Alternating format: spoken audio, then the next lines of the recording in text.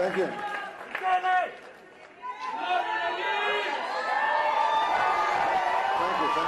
you very much. Gracias, gracias. You're a true leader. Thank you. Gracias, muchas gracias, muchas gracias. Thank you, everyone. Thank you, everyone. Thanks. That's all I see. Thank you. That's all I see. Thank you.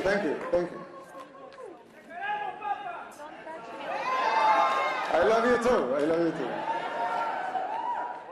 Dear Matt and Mercy, thank you for the kind invitation to have me here at CPAC. It is truly an honor to be here just a few days after our presidential and legislative elections, which, by the way, they pulverized the opposition. They say globalism comes to die at CPAC. I'm here to tell you that in El Salvador, it's already dead.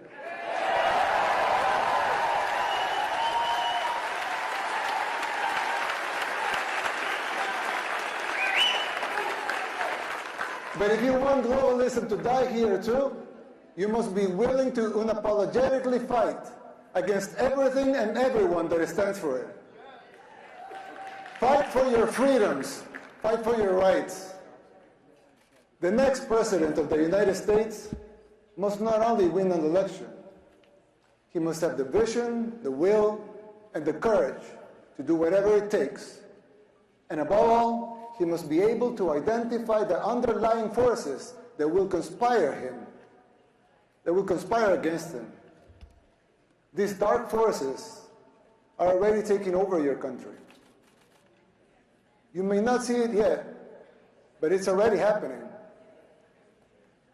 You don't see it as clearly because people are designed to see linear changes, not exponential ones. We don't always recognize how fast a problem can multiply and spiral out of control. The problem is much like the metaphor of the boiling frog. Once the water boils, it's already too late. People fail to see these things. It's our nature. Just like the frog, people become complacent and they don't realize how bad things are getting until it's too late. Well, I know, of course, El Salvador is a lot smaller country. Setting aside the differences, there's a similarity with what is happening here in the United States. We also had many apparently isolated problems in the 60s and the 70s. And we failed to realize as a country the severity of them until it became a civil war. By the time we reacted, it was already too late. We were already boiled like the frog. And it took us 50 years, 2 wars, 250,000 lives, and a third of our population displaced, and a near miracle to get our country back.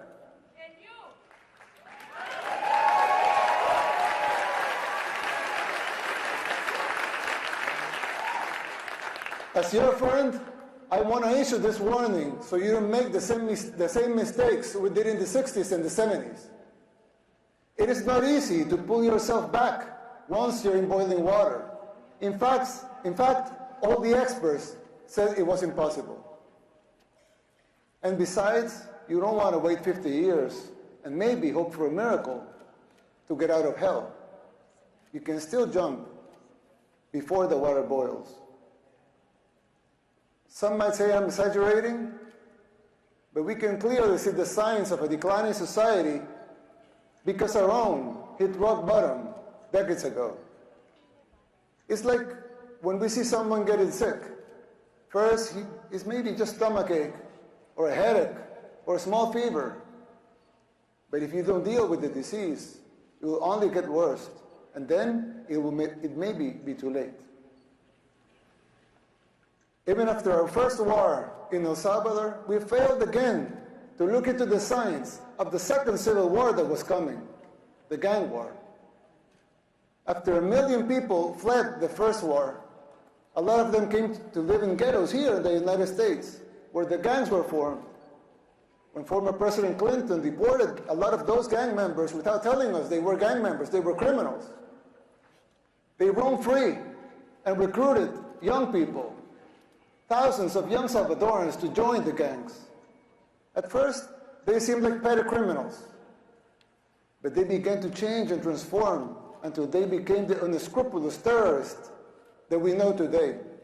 Most of them even perform satanic rituals, and this has been well documented. The government back then didn't deal with the disease, nor did the next administration, nor did the ones after that. The disease that had begun with mild symptoms got worse and worse. It became a cancer that seemed incurable. We are already seeing these symptoms in the United States. Big cities in decline, like Baltimore, Portland, New York, just to name a few. Places where crime and drugs have become the daily norm, and even accepted and promoted by the government. How many young people have you lost to the streets of Philadelphia or San Francisco, to fentanyl? Did we see these apocalyptic sights 15, 10, 5 years ago? Can you imagine how it will be in the next 5, 10, or 15 years?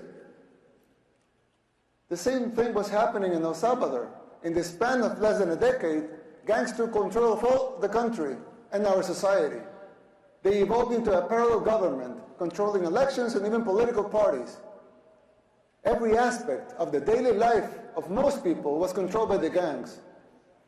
Murder capital of the world is a tragic title to hold. Getting rid of that was the bare minimum we had to achieve in order to even start thinking about rebuilding our country.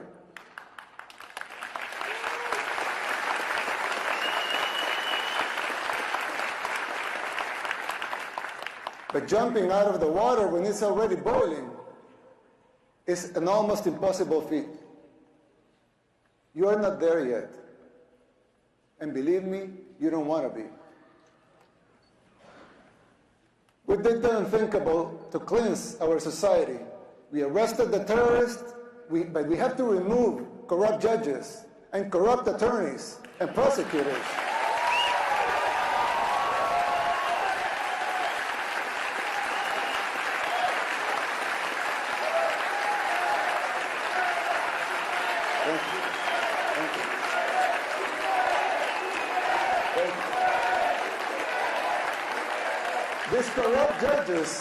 These corrupt judges and prosecutors were setting the gang members free.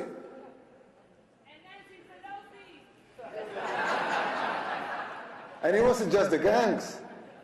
The corrupt system worked in tandem with the so-called international community, the NGOs, and of course the fake news, just like it happens here in the United States. Unelected bureaucrats are trying to instate public policy. Who elected them?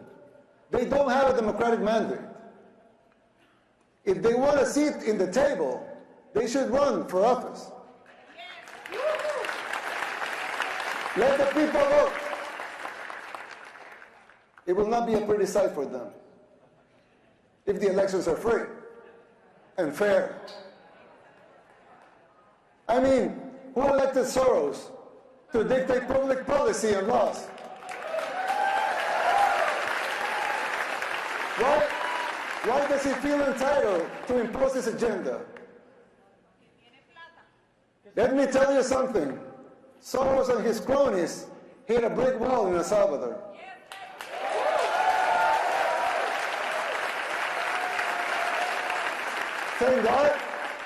Thank God, and all the glory be to him, Salvadorans are now immune to his influence. No one believes his lies anymore over there. We just had free and fair elections.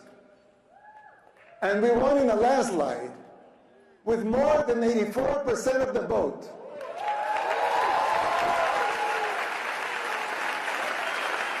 Let that sink in. More than 84% of the people voted to continue our policies. Our victory is unprecedented in the history and modern democracies in the world. They also gave us a supermajority in Congress, more than that, 54 seats out of 60.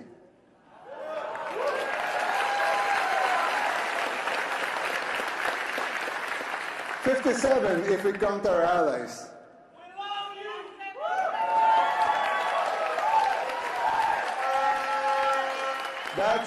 That's 95% of Congress. Let that also sink in. The people of El Salvador have woken up, and so can you. The global elites, they hate our success, and they fear yours. The people's free will to choose their leaders is something they despise because they cannot control that. You have experienced this firsthand here in the United States. The global elites control the mainstream media, they finance campaigns, district attorneys, to mention a few. They abuse their powers. They persecute political opponents. In El Salvador, we don't weaponize our judicial system to persecute our political opponents. A practice that may sound familiar to you, but we don't do that there. And who's the dictator? The global elites in the media, they work in conjunction, they run some stories and publish them, same pictures to reinforce their agendas. You're no strangers to that here in the United States. We deal with that in El Salvador too. That is the free press that they talk about? Please. I always criticize the defenders of institutionalism. Not because I don't think strong institutions are paramount and necessary for a democracy, but because I find them very hypocritical. They don't seem to have the same standards for themselves as they are trying to impose on others.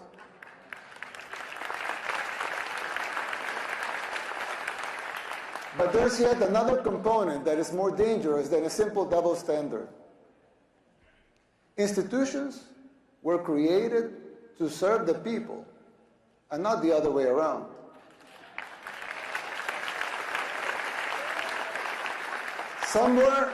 Somewhere along the way, those people forgot their fundamental purpose, which is more important than the institution itself.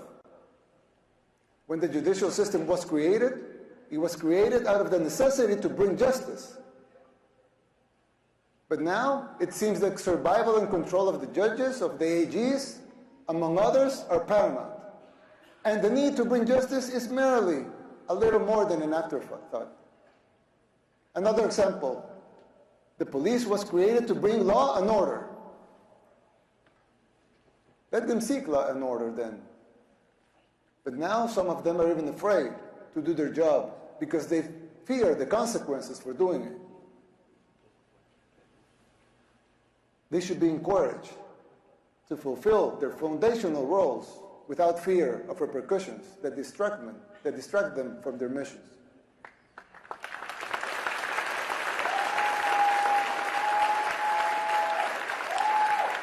If the police was created to bring law and order, let them bring law and order. If the judicial system was created to bring justice, let them bring justice. Let them protect their purpose at all costs. Same goes with the press. Let them be free. A democracy needs a free press. But to enjoy that membership, you must adhere to your duty as a reporter. Report the facts. Don't be a puppet of those who finance you or finance the organizations that you work for.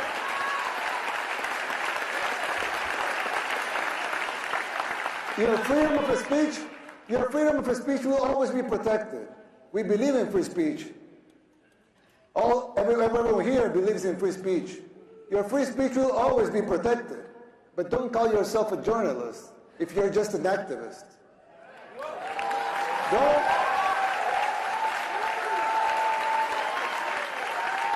Don't call yourself independent if you depend in open society. Sarah's NGO for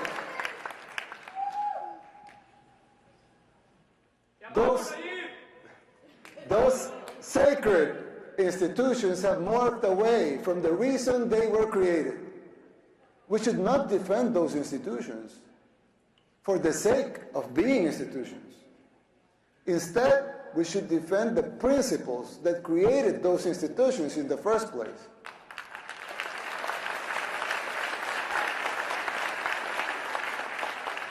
It's troubling to see that this is happening everywhere. Not only in El Salvador and the United States, it's happening everywhere. But even here, in the United States, in the most powerful country in the world, even here, it's happening. America should listen to these words, not because the El Salvador model should be replicated here, but because these specific examples apply to any nation that has lost or is losing its way.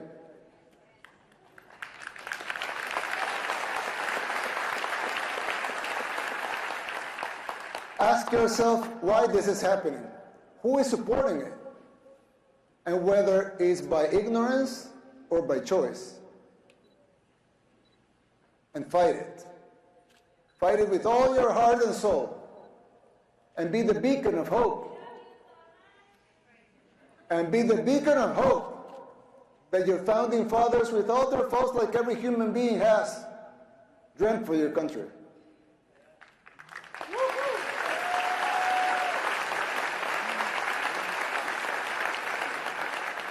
Fight for your freedoms, for your rights. Fight for the original purpose of these institutions and not their mere existence.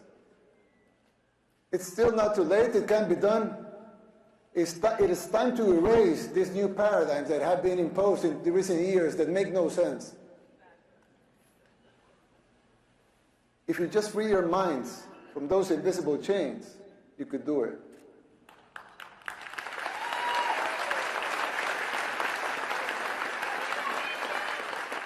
This shift is an extremely dangerous trend that undermines these institutions.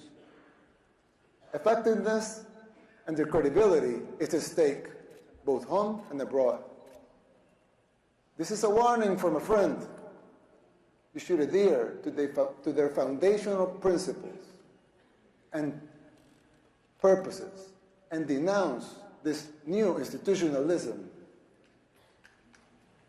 Now, you would think that's it. As it wasn't enough, right? But unfortunately, there's more. There are other symptoms that are even more difficult to diagnose. For instance, the financial situation of the United States. When I talk to my conservative friends right here, they always tell me that the problem is high taxes. But they're wrong. Of course, high taxes are extremely high here in the United States. I give you that. You're right in that. But that's not the real problem. The real problem is not the high taxes themselves, but the fact that they are not even really funding the government. Not even those high taxes, higher than a lot of places in the world, not even those taxes are really funding the government. So who's financing the government? Government is financed by treasury bonds, paper. And who buys the treasury bonds? Mostly the Fed. And how does the Fed buy them? By printing money. But what backing does the Fed have for that money being printed? The treasury bonds themselves. So basically, you finance the government by printing money out of thin air. Someone could ask, well, so if the government can print the limited amounts of money out of thin air, Why do they collect taxes?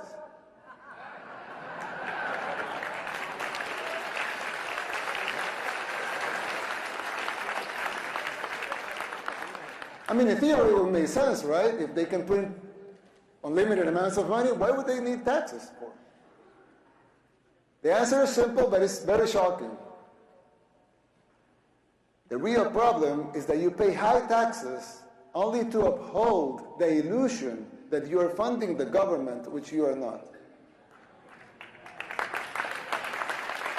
It's shocking, but it's true. The government is funded by money printing, paper backed with paper, a bubble that will inevitably burst.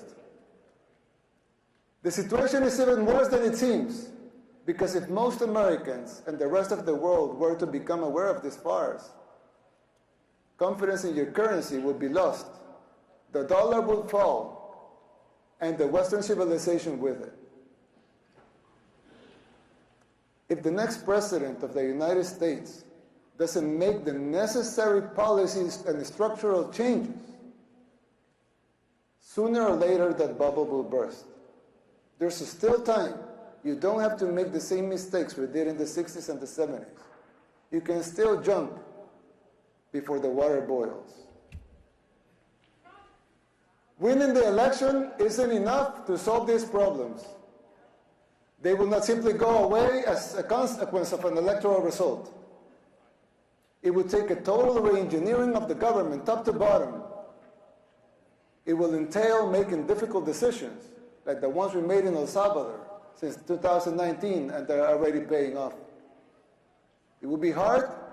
The system will push back, but you have the right to determine your own fate.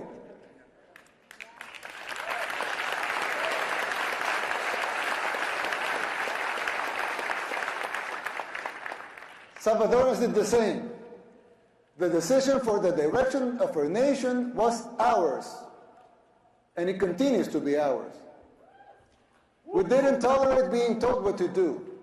In doing so, we did the unthinkable. Against all adversity, we transformed El Salvador from the most dangerous country in the world to the safest in the Western Hemisphere.